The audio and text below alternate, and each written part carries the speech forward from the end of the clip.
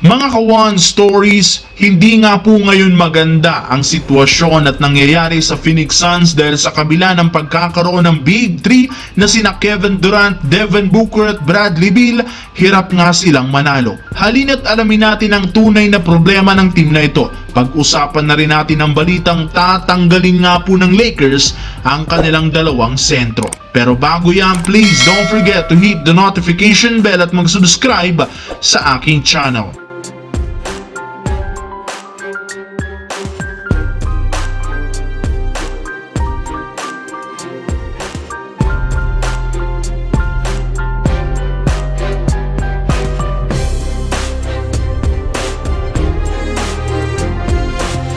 Naputol na nga agad ang 3-game winning streak ng Phoenix Suns matapos silang matalo kontra sa Atlanta Hawks 122-117. Kahit man kompletong naglaro ang Big 3 na sina Kevin Durant 31 points, Devin Booker 35 points at si Bradley Beal na merong 11 points off the bench, hindi pa rin ito sapat para manalo kontra sa hindi naman kalakasang kupunan. At nangangahulugan lamang niya na napaka-inconsistent nga po ng team na siyang rason bakit bagsak ulit sila sa ika-11 pwesto na merong record na 20 losses. Kaya maraming ang mga analysts ang nagsasabi na kung meron mang isang team ang pinaka nakakadismaya, ito ay ang Phoenix Suns, lalo pat sa pangalawang taon, palpak nga daw at hindi na naman napagana ang Big 3. Ito na rin naman ang nagsisilbing problema ng team na maisasaayos nila kung bubuwagan ito ng front office sa pag-trade kay Bradley Beal.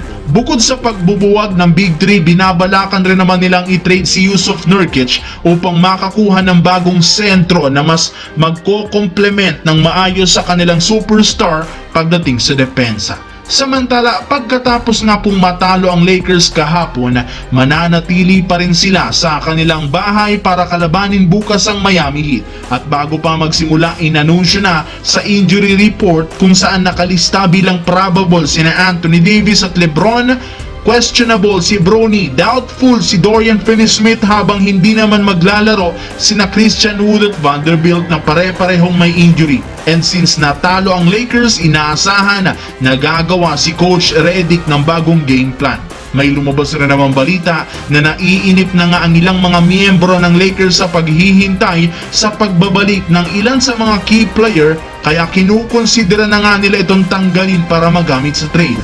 At una sa listahan ay isang dalawang sentro na sina Jackson Hayes at Christian Wood na gagamitin nga nila bilang asset upang makakuha ng mas bago at mas legit na big man.